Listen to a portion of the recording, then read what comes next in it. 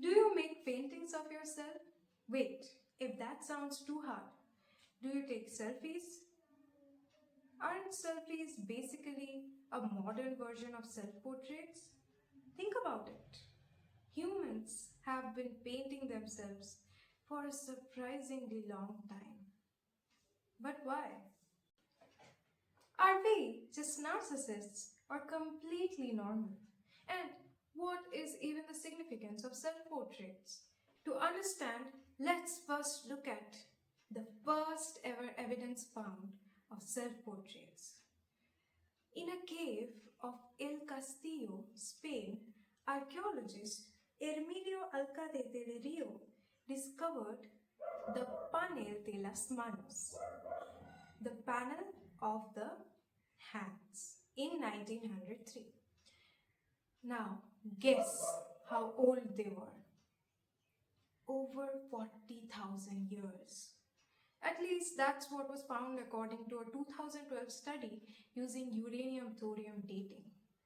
Also, according to a 2013 study of finger length ratios of humans around that time, it was found that most of them were female hands. Let's think about it. Why did they do it? Were they just examining the caves and there happened to be a substance that recorded the imprints? Like we accidentally click selfies while checking the camera? Or was it some kind of a cultural tradition to just place your hands on the wall? Like we click selfies of groups and post it on social media? Or was it a random day that a lady decided to make art of herself, to express something, or probably to pass the time, like me? Fun fact, around 10,000 years ago, another cave witnessed such partial self-portraits. The Cueva de las Manos in Rio Pinturas, River Canyon, in the Santa Cruz province of Argentina. This time it was clear that the human beings really wanted to paint because they used mineral pigments like iron oxides, kaolin, and even mixed it with a kind of binder.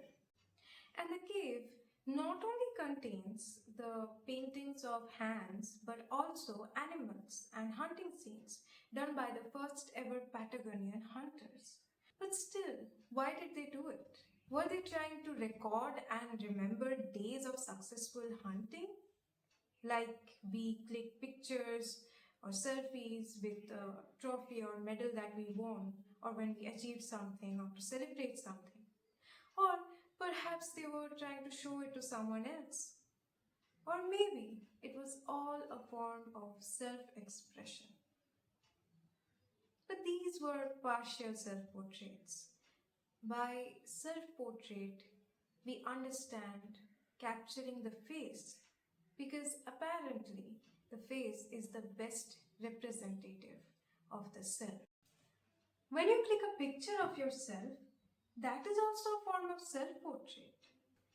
In 1839, a man named Robert Cornelius in Philadelphia took a self-portrait. And get this, he had to check the daylight, stand in front of the camera for like 10 to 15 minutes and basically stare in the same direction just to capture himself. Imagine someone walking down the street and looking at Cornelius just standing there and thinking, why is this man standing like a statue in broad daylight? Like, what is wrong with him? And Cornelius definitely didn't care about being judged. And see, he made history. Now, pay attention. The lore runs deeper and ends with another famous self-portrait. Basically, Cornelius's photo was considered a daguerreotype, first successful style of photography.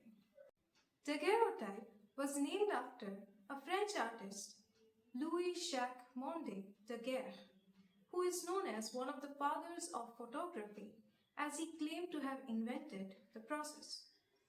Here's the plot twist. Another French photographer named Hippolyte Bayard claimed that he did it before Daguerre. He invented his own photographic process. Enter François Arago, Daguerre's friend. He convinced Bayard to not publicly announce his works to the French Academy of Sciences. So, Daguerre showed his technique to the Academy around January 1839 and took the credit of inventing photography. Then, in June 1839, Bayard presented his works to the world. But sadly, he didn't get the credit.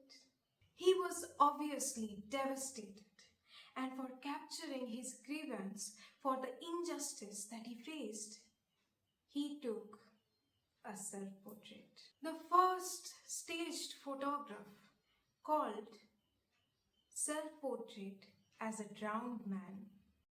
Look at the image. Notice the helplessness that it indicates.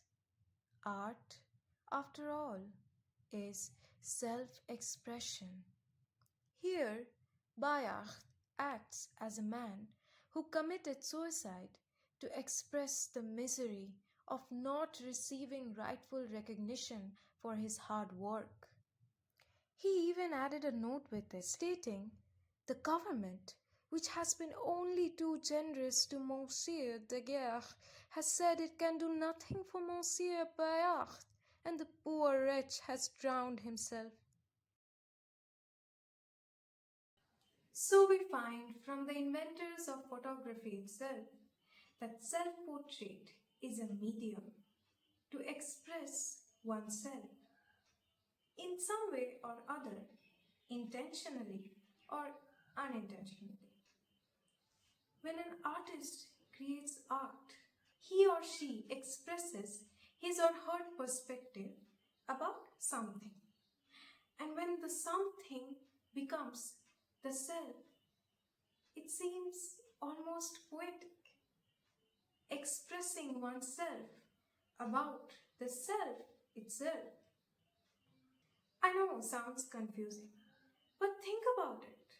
Why do we listen to music? Why do we stare at paintings and photography, watch movies, write novels, poetry?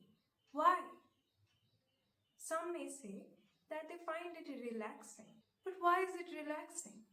Art is expression, and expression is relaxing. Now relate this to self-portraiture.